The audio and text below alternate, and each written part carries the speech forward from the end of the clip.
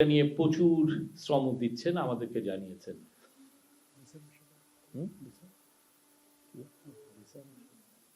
আর একটু আমাদের ডিপিএস একটু বলবেন আপনাদের সাথে। আপনারা জেনেছেন যে আমাদের মাননীয় প্রধান উপদেষ্টা ইউরোপিয়ান রাষ্ট্রগুলোকে একটা অনুরোধ করেছিলেন দিল্লি থেকে ভিসা সেন্টার, তাদের ভিসা ঢাকায় বা অন্য নিকটস্থ অন্য কোনো দেশে সরিয়ে আনা যায় কিনা। তো এই বিষয়ে কিছু প্রগ্রেস আছে।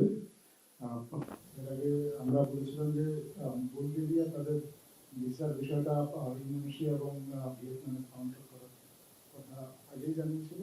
122 জন বাংলাদেশি ছাত্রকে তারা ইন্দোনেশিয়া এবং ভিয়েতনাম থেকে ভিসা দিয়েছে। রোমানিয়ার সাথেও এই বিষয়ে কথা হয়েছে। রোমানিয়া ব্যাংককে তাদের ভিয়েতনাম এবং থাইল্যান্ডে তাদের দূতাবাসে বাংলাদেশি ছাত্রদেরকে ভিসা দেওয়ার কথা জানিয়েছে এবং এই নিয়ে রোমানিয়ার সাথে আলোচনা চলছে। কাজাকিস্তান জানিয়েছে যে তারা ব্যাংকক থেকে বাংলাদেশি ছাত্রছাত্রীদেরকে ভিসা দেবে। এই তিনটা দেশ ছাড়াও আরো অন্যান্য যে দেশগুলো আছে তাদের সাথেও বাংলাদেশের পররাষ্ট্র মন্ত্রণালয়, পূর্ব ইউরোপিয়ান দেশ এবং পশ্চিম ইউরোপিয়ান দেশ আলোচনা চালিয়ে যাচ্ছে। হয়তো এই বিষয়ে আরো সামনে আরো কিছু ডেভেলপমেন্ট আসবে, তখন আমরা উপযুক্ত সময় সেই ডেভেলপমেন্ট। Thank you. আপনারা প্রশ্ন করতে পারেন, নাম বলবেন সাথে। আচ্ছা, আগে বোধহয় মুস্তাক একটা কোশ্চেন করতে চাচ্ছিল, আপনি একটু পরে প্রশ্ন করবেন।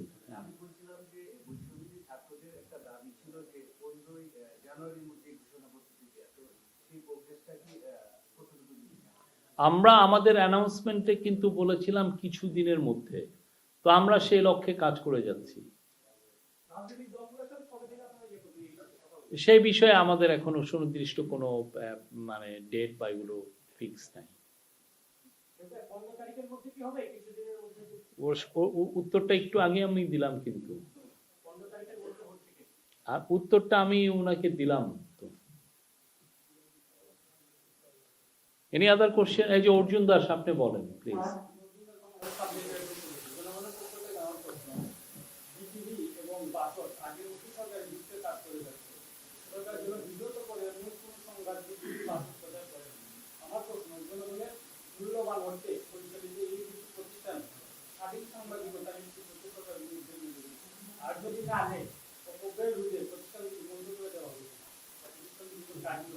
না, পুরো পৃথিবীতে স্টেট ব্রডকাস্টার থাকে, স্টেটের একটা নিউজ এজেন্সি থাকে, এটা খুবই ভাইটাল একটা কাজ করে।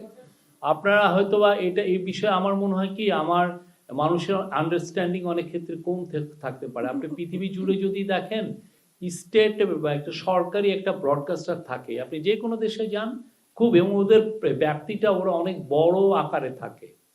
ওদের স্টেট ব্রডকাস্টের একটা মেইন প্রোগ্রামিং টিভি থাকে, নিউজ টিভি থাকে, ইংলিশ চ্যানেলের নিউজ থাকে, ভার্নাকুলার ল্যাঙ্গুয়েজের টিভি থাকে, এবং এটাকে সব দেশে আপনি যদি দেখেন, আপনি টার্কি দেখেন, রাশিয়া দেখেন, ইন্ডিয়া দেখেন, পাকিস্তান দেখেন, ইন্দোনেশিয়া দেখেন, চায়না দেখেন, এরা সবাই স্টেট ব্রডকাস্টকে বড় করছে।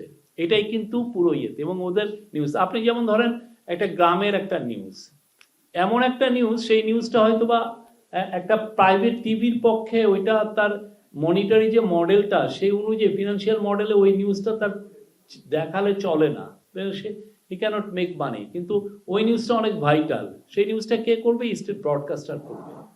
এটার স্টেট ব্রডকাস্টারের আলাদা একটা প্রয়োজনীয়তা আছে। সেই লক্ষ্যে আমরা তাদেরকে আরো এম্পাওয়ার করার চেষ্টা করছি, তাদেরকে আরো বড় আকারে। আপনি জানেন গত সপ্তাহে 31শে ডিসেম্বর বিটিভি নিউজ লঞ্চিং হয়েছে, একটি যদিও পরীক্ষামূলকভাবে, কিন্তু এটাকে আমাদের ইচ্ছা আছে যে এটাকে আরো বড় করার। এই জন্য এই পুরো বাংলাদেশের সমস্ত নিউজ যাতে বাংলাদেশের মানুষ দেখতে পারেন। আপনি প্রাইভেট টিভিগুলোকে দেখেন, সে কি করে, তারা তো 2টা 3টা 5টা নিউজকে খুব বড় রকমের হাইলাইট করে, কিন্তু একটা স্টেট ব্রডকাস্ট তার সারা বাংলাদেশের নিউজটা তাকে দেখাতে হয়। সে আলোকে বিটিভি নিউজ, এবং আমরা আশা করি তারা তাদের পুরো মেধা লাগিয়ে বাংলাদেশের মানুষকে খুব ভালো ভালো প্রোগ্রাম এবং নিউজ রিলেটেড প্রোগ্রাম প্রেজেন্ট করতে পারবেন। আর একটা বড় জিনিস হচ্ছে যে তাদের আমরা শুনেছি যে ইকুইপমেন্টের অভাব, সেই জায়গায় আমার মনে হয় যে তারা এই বিষয়গুলো দেখবেন। এটা খুবই ভাইটাল একটা জিনিস আপনি যেটা। আর তাদের স্বাধীনতার বিষয়ে আপনি জিজ্ঞেস করেছেন, সবারকে আমাদের স্বাধীনতা দেওয়া আছে, সবাই তাদের যা যা রোল অনুযায়ী তারা বাংলাদেশের প্রেস ফ্রিডমকে সর্বোচ্চ ব্যবহার করতে পারবেন। আমরা বলতে পারি বাংলাদেশের প্রেস এই গত 5 মাসে যতটা ফ্রি ছিল বাংলাদেশের হিস্ট্রিতে এরকম ফ্রি ছিল না। আমরা এটা খুব গর্বের সাথে বলতে পারি। আমার নাম বিলাল হোসাইন, এখন টেলিভিশনে কাজ করি। আর আমার প্রশ্নটা হচ্ছে যে আজকে 5 জানুয়ারি 2014 সালের 5 জানুয়ারিতে আপনারা জানেন যে বাংলাদেশে একতরফা নির্বাচনের যে কালচার, যে সংস্কৃতি সেটা শুরু হয়েছে। তো সেখান থেকে আজকে এত বছর পরে 5 জানুয়ারিতে এসে মানুষের একটা কথা যে বিগত 3টি নির্বাচনে যে পরিমাণ অনিয়ম হয়েছে, এই অনিয়মগুলো নিয়ে নিশ্চয়ই অন্তর্বর্তী সরকার কাজ করবে এবং তদন্ত করবে, যারা অনিয়মের সঙ্গে জড়িত তাদেরকে বিচারের আওতায় আনতে হবে, এই ধরনের একটা দাবি আছে। সেই জায়গা থেকে এখন পর্যন্ত আসলে সরকারের অগ্রগতিটা কি? না, আমরা এগুলো নিয়ে কাজ করছি। আমাদের তো অনেকগুলো কাজ, একটা দুটো তো না। আমাদের ধরেন জুলাই অগাস্টে যে ভয়াবহ রকমের একটা ম্যাসাকার হলো, সেটা নিয়ে আমরা কাজ করছি। আপনি জানেন গুমের ব্যাপারে একটা কমিশন করে দেওয়া হয়েছে, তারা খুব ভালোভাবে কাজ করছে। এবং আপনাদেরকে আমরা বলতে পারি যে 2-1টা আয়না ঘরে আমরা আপনাদেরকে ভিজিটের একটা ব্যবস্থা সামনে করব, আপনারা যেতে পারবেন।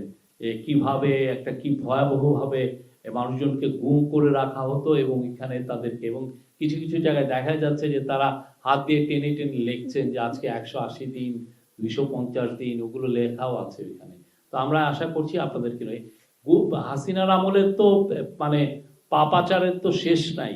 হ্যাঁ, সে জানুয়ারি 5ই বলেন, তারও আগে কেয়ারটেকার গভর্নমেন্টটাকে শেষ করা বলেন, বা আপনি শাপলার ম্যাসাকার বলেন, বা পরবর্তীতে মাওলানা সাইদির ভার্ডিকের পরে যে ম্যাসাকার বলেন, বা আরো পরে এসে আপনি যেই ধরনের ভয়াবহ রকমের 2018 সালে রাতের ভোট বলেন, এবং প্রতি বছর $16 বিলিয়ন বিদেশে পাচারের যেই কাহিনী বলেন, পাপাচার তো শেষ নাই এগুলো। এবং এগুলো নিয়ে প্রত্যেকটা জিনিস নিয়েই আমাদের কাজ হচ্ছে, এবং আপনারা দেখবেন তাকে, হাসিনাকে, তার আমরা জাস্টিসের আওতায় আনবো।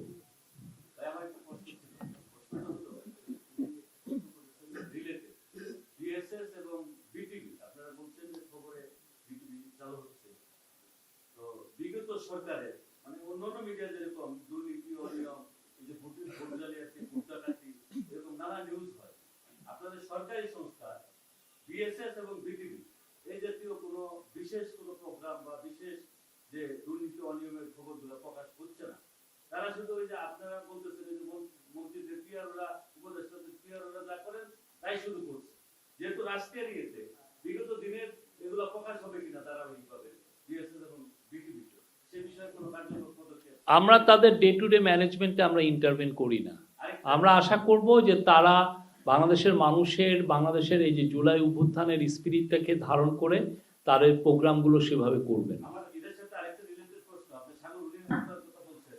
এই জুলাই আন্দোলনে আমাদের 6 জন সাংবাদিককে হত্যা করা হয়েছে, এবং সাংবাদিকদের একটা পক্ষ প্রেস ক্লাবে সমাবেশ করে তাদের পক্ষে অবস্থান নিয়েছিল।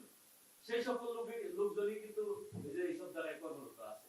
আমার ওটা নিয়ে প্রশ্ন না, আমার প্রশ্ন এই 6 জন সাংবাদিক হত্যার এটার সাথে বিচার হবে।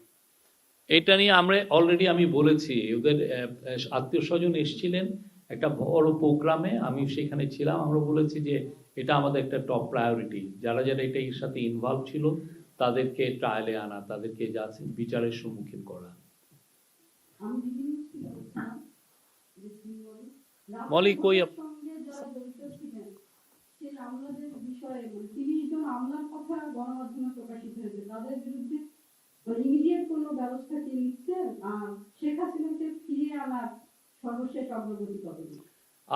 আমলাদের বিষয়ে আমাদের জনপ্রশাসন সেক্রেটারি ওনার সাথে কথা বলবেন, উনি এই বিষয়টা আসলে নিবিড়ভাবে দেখছেন। আমার মনে হয় এই প্রশ্নটা তাকে করাটা আপনার বেটার হবে। আমি এখানে এটা উনি আপডেটটা আপনাদেরকে দিতে পারবেন।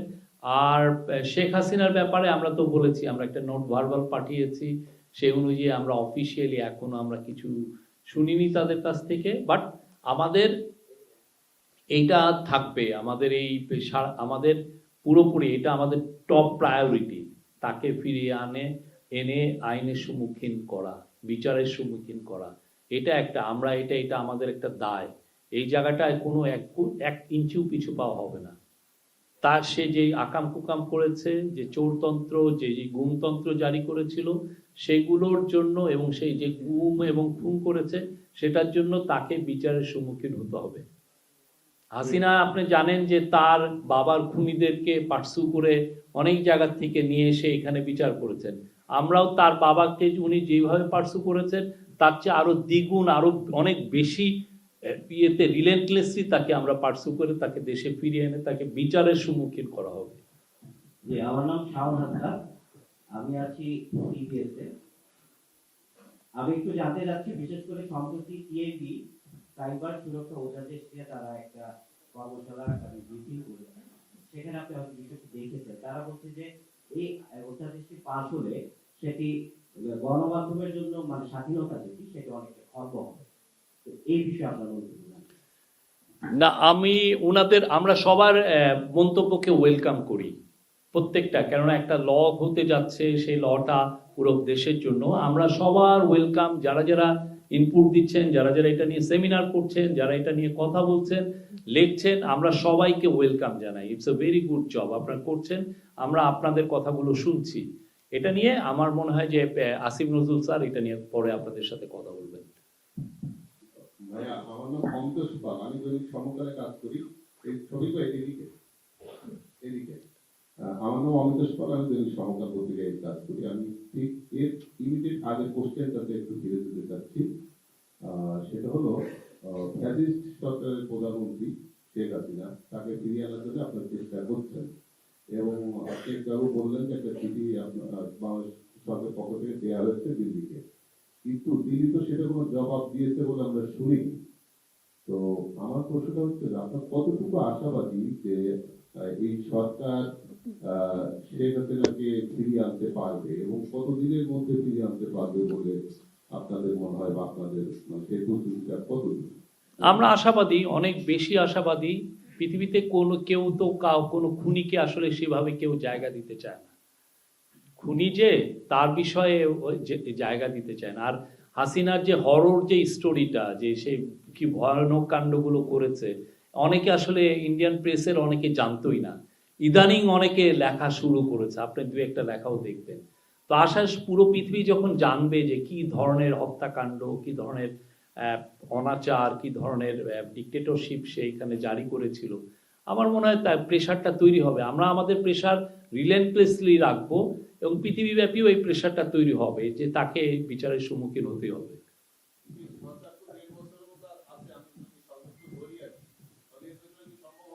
আমাদের অংশীজন তো, আমাদের পলিটিক্যাল পার্টি কি আমাদের অংশীজন না? তারা যদি ক্ষমতায় আসেন তারাও এই ইয়েতে থাকবেন। আমাদের এটা একটা জেনারেশনাল ব্যাপার, এটা সবার মধ্যে আছে যে না, এই যে ছোট ছোট বাচ্চাদেরকে যে খুন করা হলো, এটার বিচার হবে না, তাকে তো বিচারের সামনে আনতে হবে। আমরা আমাদের সর্বোচ্চ চেষ্টা করব। তা আমরা যদি না পারি আমাদের সময়ে, তারপরে যারা আসবেন তারা চেষ্টা করবেন। এটা জাতির একটা আকাঙ্ক্ষা, তাকে এনে বিচারের সম্মুখীন করতে হবে। শফিক ভাই, আমার নাম কাউসার আজম, এইদিকে নয়াদিগঞ্জে। এর আগে যদিও অংশ বিশেষ আপনি জবাব দিয়েছেন, শুধু রাতের ভোট না, 14 সাল, 18 সাল এবং 24 সাল এই ভোটের সাথে যেমন আমলাতন্ত্র জড়িত ছিল এবং পুলিশ সহ বিভিন্ন যারা আছে সরকারি কর্মকর্তারা, তাদের আসলে ঐক্যবদ্ধ তাদের চেষ্টায় এইসব বিতর্কিত ভোটগুলো হয়েছিল। আমরা এখন দেখতে পাচ্ছি যে বিভিন্ন গুরুত্বপূর্ণ জায়গায় তারা এখনো পদায়িত আছে। আপনি বলেছেন যে জনপ্রশাসন সচিবকে মানে এই বিষয়ে জিজ্ঞেস করতে, যেহেতু সরকারের মুখপাত্র, প্রধান উপদেষ্টার মুখপাত্র হিসেবে আমরা আপনার কাছে জানতে চাই যে এদের বিরুদ্ধে আসলে কতটুকু এখন পর্যন্ত ব্যবস্থা নেওয়া হয়েছে, এখন পর্যন্ত কয়েকজনের বিরুদ্ধে। আর দ্বিতীয়ত হলো যে এর আগে শুরুতে আপনি বলেছেন যে যারা এইসবের অপকর্মের সাথে জড়িত তারা কিভাবে পালিয়ে গেল এটা আপনারা বিশেষভাবে দেখবেন, কিন্তু ইতিমধ্যে কিন্তু যারা পালিয়ে গেছে বিভিন্ন দেশ থেকে তারা কিন্তু এখন সামাজিক মাধ্যমে আসছে, বিভিন্ন মিডিয়ায় আসছে। আসলে ওইটা আসলে তদন্ত বা ওইটা কত? না, আপনার দুইটা কোশ্চেনই ভালো। প্রথম কোশ্চেনটার আবারও আমি বলি, এটার উত্তর দিবেন হচ্ছে জনপ্রশাসন সেক্রেটারি। আপনার তার সাথে কথা হলে এই প্রশ্নটা করবেন, কারণ উনি এগুলো পুরো ডে টু ডে জানেন। অনেকগুলো স্ট্যাটিস্টিক্যাল বিষয় আছে, প্রতিদিনই তো আপডেট হচ্ছে। আমি একটা ফিগার দিচ্ছি, দেখা যাচ্ছে আজকের মধ্যে এটা আবার চেঞ্জ হয়ে যাচ্ছে। তো আমার মনে হয় যে উনি আপনাকে এটা খুব ভালো উত্তর দিতে পারবেন। আর সেকেন্ড কোশ্চেনটা আপনি যেটা বললেন, এটা ঠিক যে এরা পালিয়ে গেল, কিন্তু একটা এক্সট্রাঅর্ডিনারি সিচুয়েশন। আমি এটা আগেও বলেছি যে 5 থেকে 8 তারিখ পর্যন্ত কোনো গভর্নমেন্ট ছিল না। ওই সময় অনেক অপরচুনিটি নিয়েছেন, তাও আমরা এটা নিয়ে দেখছি আমরা পুরো পিকচারটা জানতে চাচ্ছি যে কিভাবে কি হয়েছে। এবং সেটা করার জন্য আপনি জানেন যারা ইনভেস্টিগেট করবে, আমরা তো সৎ পুলিশ অফিসারকে দিয়ে তো ইনভেস্টিগেট করাবো। এখন যদি দেখা যায় যে আগের সেই অফিসারই এটাকে ইনভেস্টিগেট করছেন, তাহলে তো আমরা খুব যে ভালো রেজাল্ট পাবো তা তো না। তো সেই জন্য আমরা এগুলো নিয়ে দেখছি, আমরা এটা নিয়ে কাজ করছি। Thank you. আমার মনে হয় আজকের মতো শেষ। শফিক ভাই, আচ্ছা, আর শফিক ভাই, আমার নাম কে ভাই? মোস্তফা মল্লিক, হ্যাঁ বলেন। আমার নাম মোস্তফা মল্লিক, আমি ক্যানাডায় আছি। একটা প্রশ্ন অনেকে করতে বলেছেন, আমাদের অফিসে ফোন এসেছে, সেটি হচ্ছে যে প্রবাসীরা বিশেষ করে তারা বলছে যে গেল কয়েক মাসে যারা হযরত শাহজালাল আন্তর্জাতিক বিমানবন্দর থেকে আসছেন বাংলাদেশে এবং যাচ্ছেন, তারা খুব স্বস্তির মধ্যে দিয়ে যাচ্ছেন। তো এর মধ্যে যারা যুক্তরাজ্যে ম্যানচেস্টারে বসবাস করেন, তারা বলছেন যে প্রচুর চাহিদা থাকা সত্ত্বেও বিমান বাংলাদেশ এয়ারলাইন্স অগ্রিম টিকিট বুকিং বন্ধ করে দিয়েছে। তারা ধারণা করছেন যে এই রুটটি হয়তো লস হচ্ছে, এটা ভেবে বন্ধ করে দিতে পারে। তো এটা আশঙ্কা থেকে তারা বলছেন, এবং তারা বলছেন যে এটা প্রচুর যাত্রী হয়, পুরো বিমানই ভরা থাকে। এ ব্যাপারে আপনাদের না, একটা বিষয় কি যে যাতে বিমানের কোন রুট কি হবে সেটা বিমানই ডিসাইড করবে। আমার এখানে বলার নাই, খুব যে বেশি কিছু নাই তা। কিন্তু একটা জিনিস আপনার মনে রাখতে হবে যে আমরা যে বিমান যে যদি এই রুটটা রাখে এবং এই রুটের রাখার পরে যদি দেখা যায় যে আমার প্রতি ফ্লাইটে আমার 1 কোটি টাকা খরচ হচ্ছে, এই খরচের টাকাটা কে দিচ্ছে? আপনি দিচ্ছেন, আমি দিচ্ছি, বাংলাদেশের ট্যাক্স পেয়ারটা দিচ্ছে। সেটা কি আমি রাখবো কি রাখবো না, সেই ডিসিশনটা মানে অনেক সময় হয় কি, হ্যাঁ চাহিদা আছে, আমি দেখছি চাহিদা আছে, কিন্তু আমার এই রুটটা যখন আমি চালু করলাম তখন দেখা যাচ্ছে যে আমি সেই ধরনের কিন্তু আমি ট্রাভেলার পাচ্ছি না। হ্যাঁ, তো সেই জন্য অনেক ক্ষেত্রে বিমানের এই ধরনের ডিসিশন নিতে হয়। তা আমি জানি না কি কারণে ওনারা ডিসিশন নিচ্ছেন বা আদৌ নিয়েছেন কিনা। আমার মনে হয় যে এটা আমরা নেক্সট ইয়েতে আমি বলতে পারবো। আরেকটা লাস্ট প্রশ্ন, বৈশা বলেন ভাই। আচ্ছা, সাবেক স্বরাষ্ট্রমন্ত্রী সারা কাতুর বলেছিলেন 48 ঘন্টার মধ্যে সাগররুনির হত্যাকারীদের খুঁজে বের করা হবে। আজকে আপনি একটি আশাবাণী শুনিয়েছেন যে পিআইবি তদন্ত করছে এবং পিবিআই তদন্ত করছে এবং ভালো কিছু পাওয়া যাবে। ভালো কিছু না মানে ওনারা অনেক অসম্ভব খাটছেন। ভালো কিছু আমি বলবো না, বাট ওনাদের মানে এফার্টসের কোনো কমতি নাই, আমি এটা বলছি আর কি। আচ্ছা, আপনি আরেকটা কথা বলেছেন যে দীর্ঘ 3 দশক পরেও একটা পিবিআই খুনের তদন্ত বের করেছে। আপনারা কি এমন কোনো ইঙ্গিত পেয়েছেন বা এই যে তারা পরিশ্রম করে চলেছে, আমরা কি নতুন কিছু আশা করতে পারি? নিশ্চয়ই আপনার কথা না, আমরা না আমাদের আশা না। আমি আপনাদেরকে, যেহেতু সাগররুনি সাংবাদিক ছিলেন, আমিও সাংবাদিক ছিলাম, আমরা এখানে সবাই সাংবাদিক, তো আমার মনে হয় যে এই জিনিসটাকে আমরা এই সাগররুনির কেসটা আমাদের সবার একটু খুব হৃদয়ের একটা বিষয়। সেই জন্য আমি বললাম, একটু আপডেট দিলাম আপনাদেরকে। এই যা মানে আপডেটটা আমরা কি বলবো, তারা কাজ করে চলেছে, তারা আবার নতুন করে শুরু করেছে এবং খুব দ্রুত গতিতে অনেক এফার্ট তারা দিচ্ছে। এই বিষয়টা আমি বলতে পারবো না।